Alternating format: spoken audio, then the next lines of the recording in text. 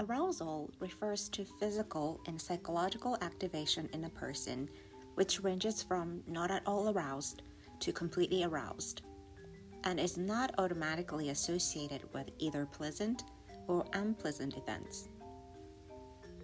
Anxiety refers to an unpleasant psychological state in reaction to perceived stress concerning the performance of a task under pressure, although it is not always associated with negative performance outcomes. While arousal does not have positive or negative meaning attached to it, anxiety often has negative connotations. Anxiety can be categorized in a few ways. Anxiety is seen by trait and state anxiety. If someone describes themselves as an anxious person, they refer to trait anxiety. Trait anxiety is part of their personality and predisposes them to perceive as threatening a wide range of circumstances that objectively may not actually be physically or psychologically dangerous.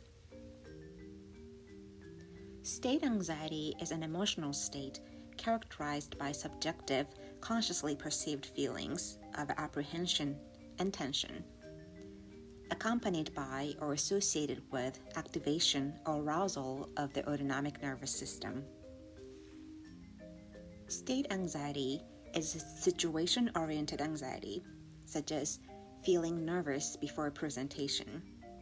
Thus, once the situation is over, the individual will feel fine. Those with higher trait anxiety are likely to experience state anxiety more frequently or intensely than those with lower trait anxiety. Anxiety can be categorized as cognitive and somatic anxiety. Cognitive anxiety refers to worries, apprehension, and negative thoughts, regardless of if the situation is actually threatening or not. When your cognition perceives the situation threatening, you will experience cognitive anxiety.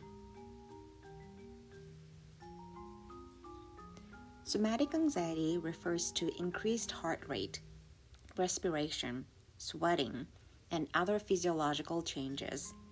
Such physical activation is perceived as somatic anxiety.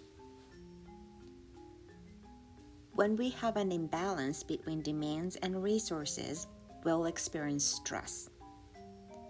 4 stages of stress process include environmental demand, perception of demand, stress response, and behavioral consequences. To perform a task, a certain physical and/or psychological demand is placed on an individual. When they perceive the demand is not a big deal, the stress process is over. However, when they perceive the demand is threatening, they will experience stress responses such as hyperarousal, state anxiety, attention change, and muscle tension, which will influence performance and behavior outcomes. Based on how you perceive the situation, you may feel more or less stressed and behave accordingly. Is anxiety always bad?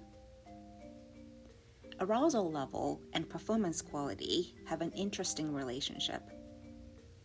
High performance is associated with the optimal level of arousal, and lesser performance is associated with low or very high arousal. The optimal level of arousal is individual and situation specific. Some people may perform better with anxiety and pressure, and some others prefer a relaxed, less pressured state to perform better. While arousal or anxiety itself is neither good or bad, an interaction between physiological activation, emotional state, cognitive appraisal, and environmental demands is influential on your performance. There's no absolute physiological and psychological state that works for everyone in every situation.